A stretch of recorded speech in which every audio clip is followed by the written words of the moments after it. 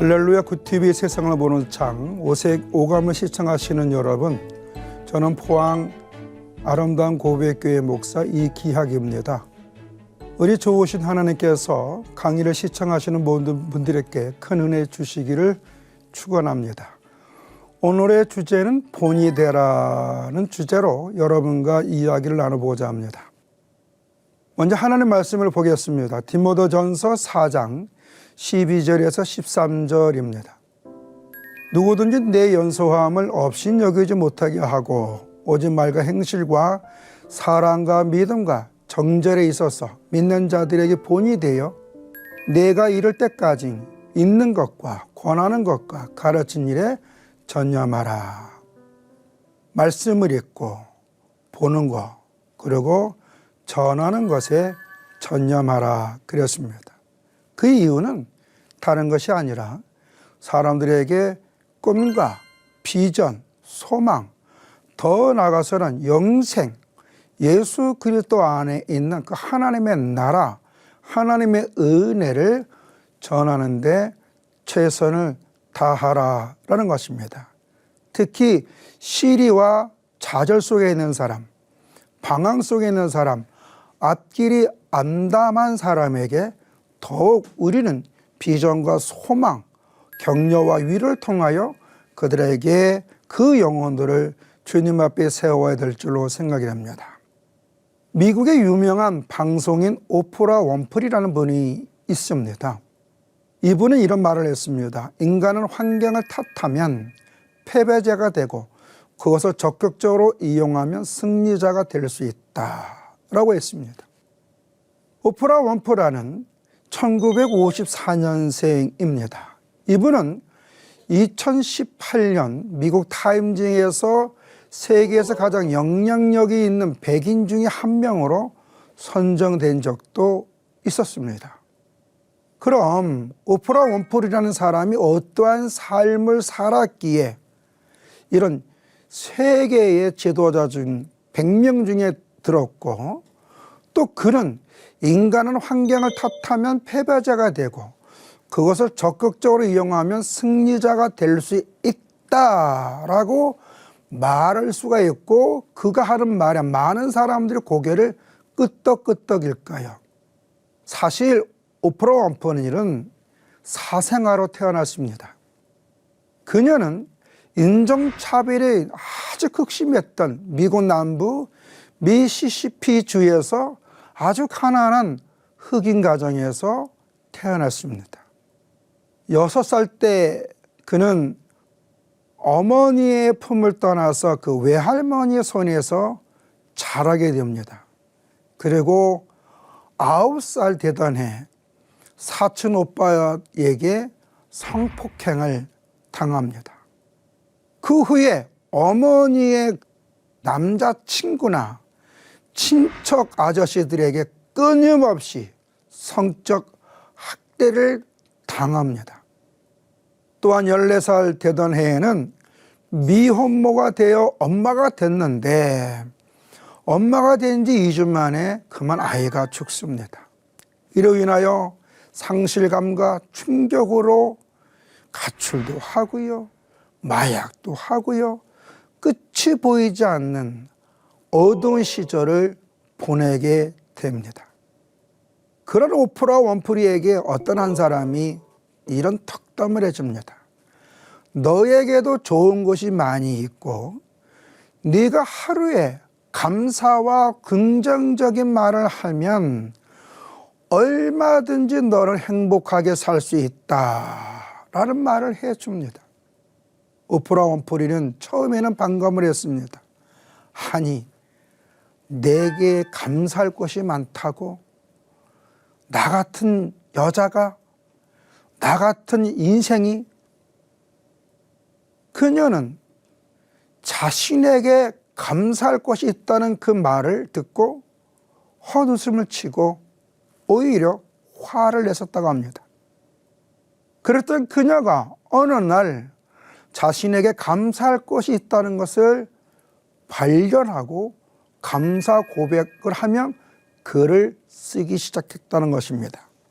그러자 그에게는 놀라운 세심이 생기는데 다시 시작하고 싶은 마음, 열심히 살고 싶은 마음이 생겼다는 것입니다.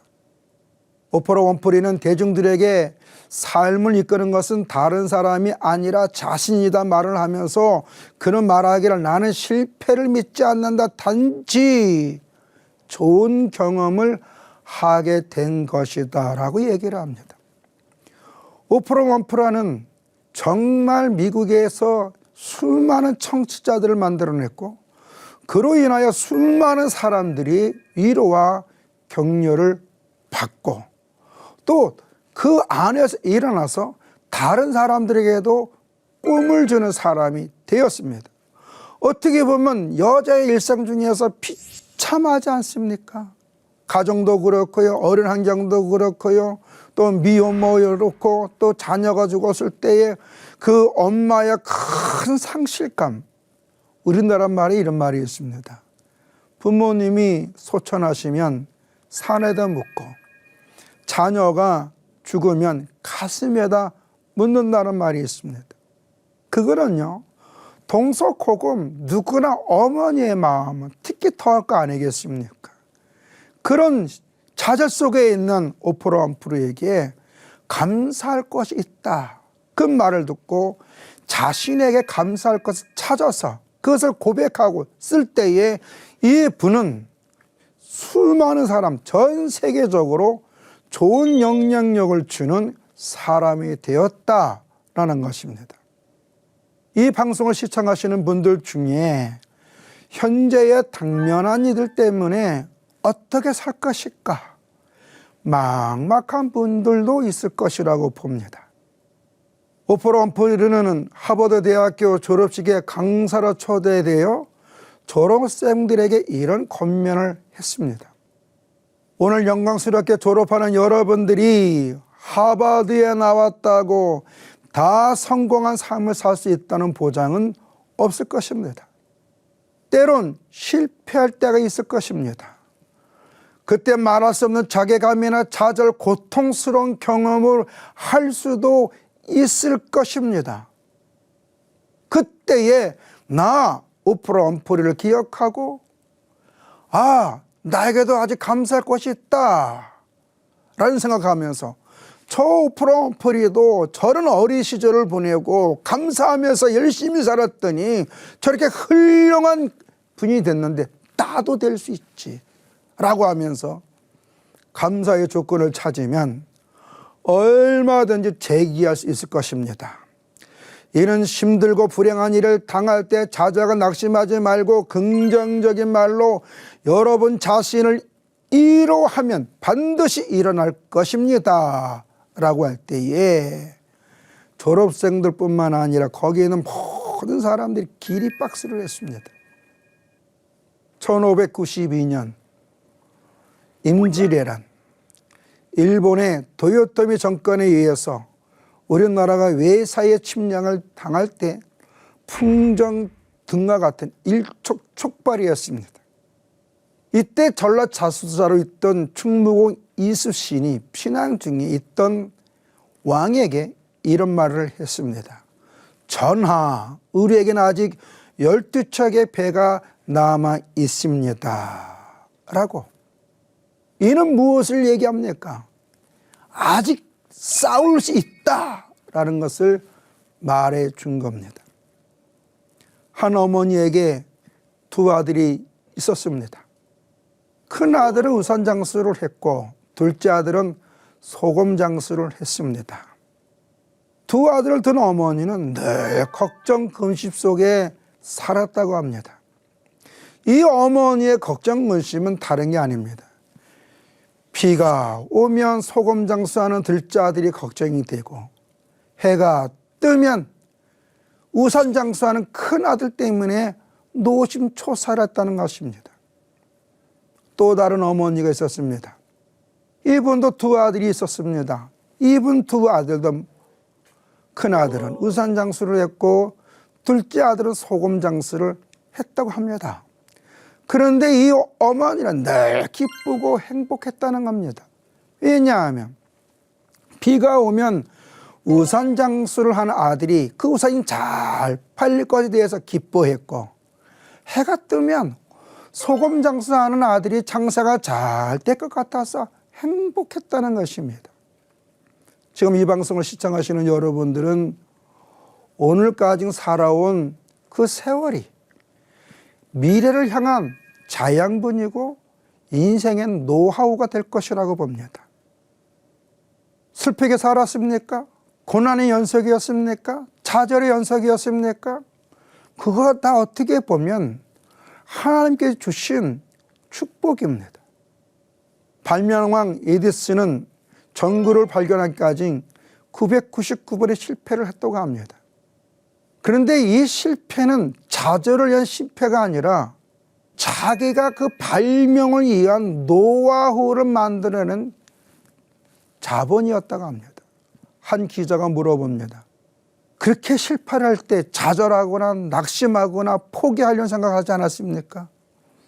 다른 사람들은 3번이나 아니 많게 10번만 실패해도 포기를 하는데 어떻게 에디슨님은 그렇게 하실 수 있었겠습니까? 에디슨 말합니다. 저는요 999번의 실패한 게 아니라 여기서 놀라운 그 노하우 경험이 있었기 때문에 이렇게 발명을 한 겁니다 라고 했다는 겁니다. 시편 119편 71절에 이런 말씀이 있습니다. 고난당한 것이 내게 유익이라 이로 말미암아 내가 주의 율례들을 배우게 되었나이다. 믿습니까? 저는 힘든 삶을 살아가는 것은 외부의 여건 때문이 아니라 삶을 바라보는 자신의 안목과 그 입에서 나오는 말로 인하여 힘들어지는 경우를 종종 봅니다. 왜냐하면 하나님은 사람에게 놀라운 은혜와 복을 주셨는데 환경을 이기는 능력을 주었습니다. 그것 또한 사도 바울은 우리에게 이러한 덕담을 해주었습니다. 고린도전서 10장 13절에 사람이 감당할 시험 밖에는 너희가 당할 것이 없나니 오직 하나님을 미쁘사 너희가 감당하지 못할 시험 당함을 허락하지 아니하시고 시험 당할 즈음에 또한 피할 길을 내사 너희를 능히 감당하게 하시느니라 고 했습니다. 예수님도요 마가복음 9장 23절에 예수께서 이러실 때 할 수 있거든이 무슨 말이냐, 믿는 자에게는 능히 하지 못할 일이 없는 일을 하시니 라고 했습니다. 그래서요 사도 바울은 빌립보 교회 사람과 오늘 우리에게 아주 희망의 메시지를 주었습니다. 빌립보서 4장 13절입니다. 내게 능력 주시는 자 안에서 내가 모든 것을 할 수 있느니라. 사도 바울은요 내게 능력 주시는 자 안에 내가 있기 때문에 어떠한 일들도 다 할 수 있다라고 하면서 바울이 하는 것이 무엇입니까? 복음 전하는 거 아니겠습니까? 로마의 핍박 속에서도 그 유대인들의 배척 속에서도 그리고 잘못된 이단의 그 위협 속에서도 당당하게 예수가 그리스도이심을 증거할 수 있는 것은 바로 내가 성령 안에 예수 그리스도 안에 있기 때문에 나는 모든 것을 다 할 수 있다. 어떤 상황 속에서도 당당하게 주어진 일을 할 수 있다라고 고백한 겁니다. 그러므로 여러분 오늘의 수고, 오늘의 고통, 지금 당면하는 모든 문제들은요 예수 그리스도 안에서 내일의 평안을 위한 그 길을 개척하는 중이라고 봅니다. 그러므로 오늘 힘들다고 좌절하거나 낙심할 이유는 전혀 없다라고 봅니다. 그래서 저는 인생을 불행하게 하고 힘들게 하는 것은 외부의 환경이 아니라 자기 입에서 나오는 말로 인하여 마음이 힘들어지니 삶이 힘들게 되며 그로 인하여 이웃하고 관계가 멀어지게 하면서 결국에는 자기 스스로 자신을 수렁으로 빠지게 한다고 봅니다.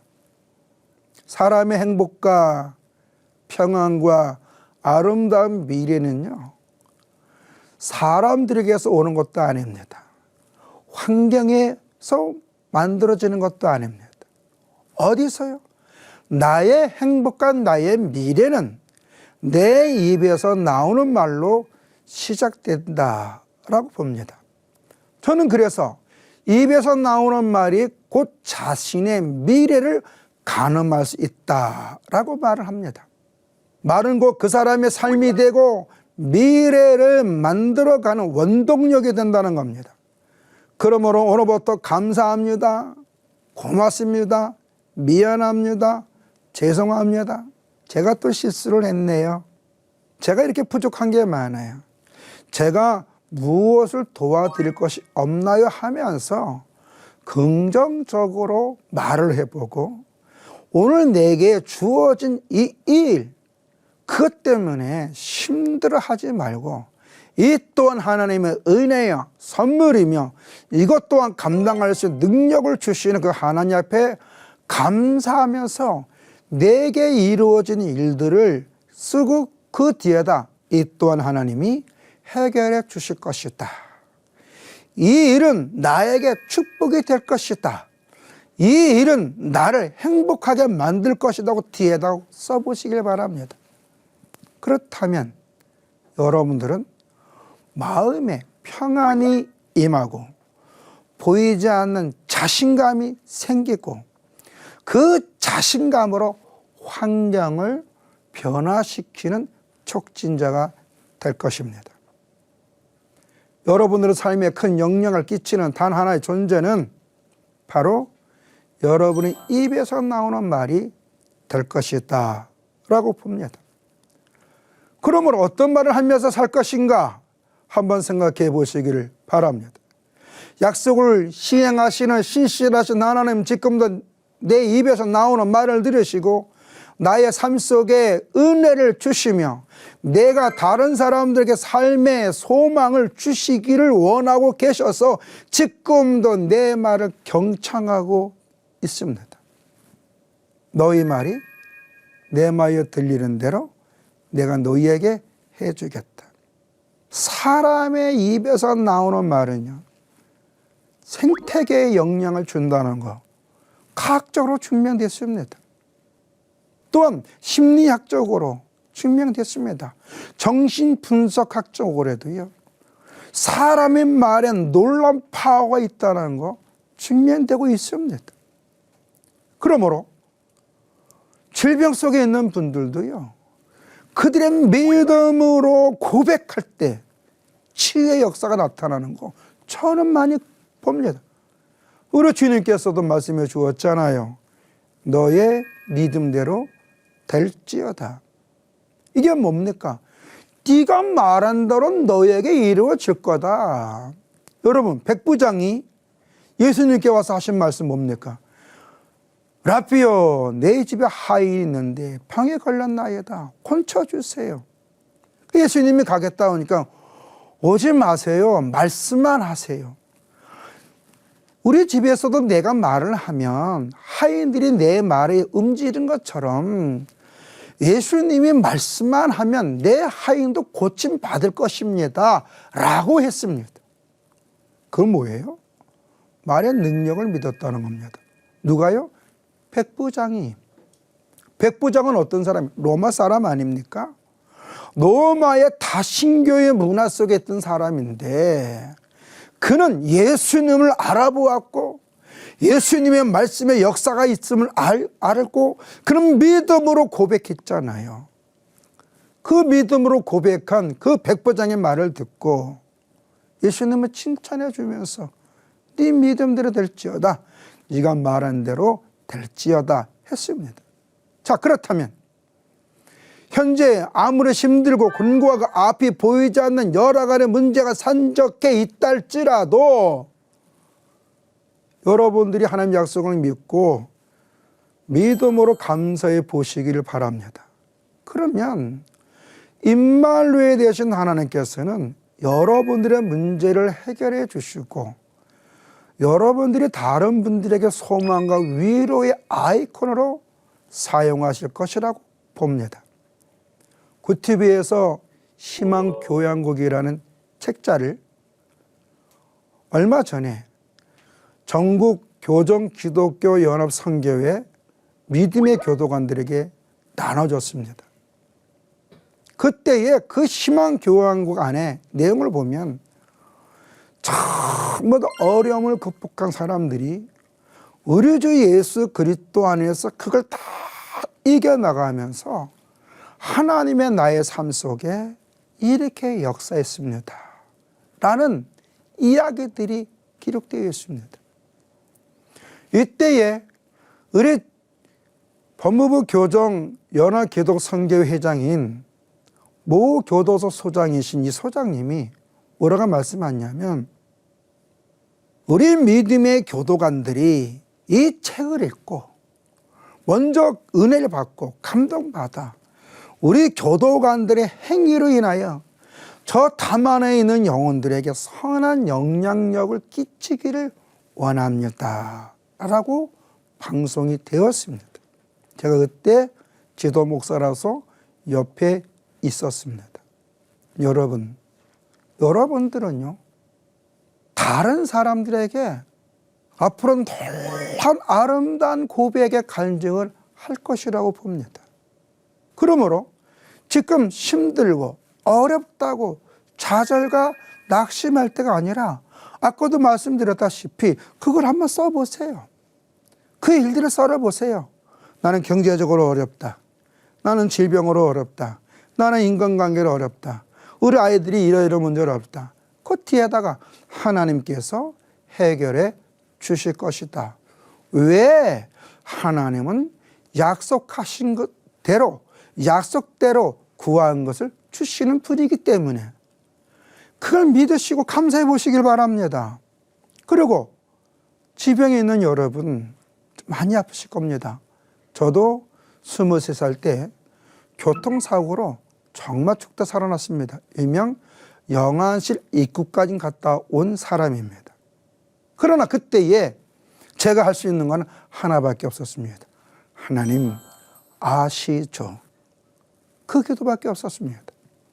주의 은혜 가운데 휠체어를 타고 휠체어를 타니까는요 목발 짚고 다니는 사람 너무너무 부러워요.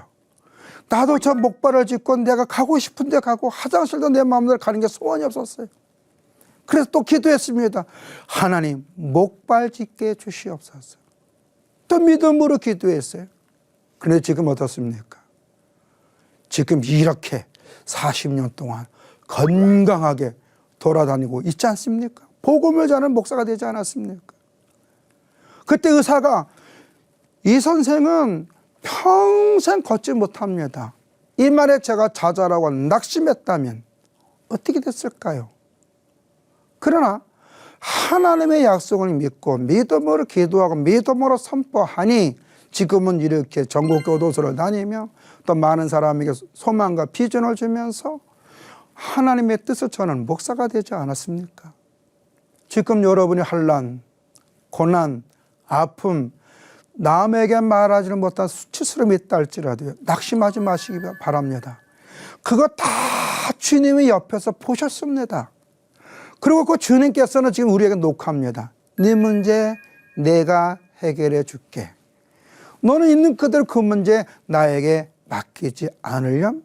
그리고 너가 믿은 사람 다른 사람에게 선포하라. 하나님께서 해결해 주실 것이다. 그러면요, 하나님은 말씀을 그대로 행하신 하나님은요, 여러분의 입에서 나오는 말을 들으시고 여러분들을 부끄럽지 않고 다른 사람에게 꿈과 비전을 쓰는 사람, 선한 영향을 주는 사람, 남에게 본이 되는 사람으로 여러분을 만들어 줄 것입니다. 하나님의 말씀으로 세상을 이해하고 바라보는 마음의 창이 여러분 안에 열리기를 소망하면서 이 시간을 마치겠습니다. 감사합니다.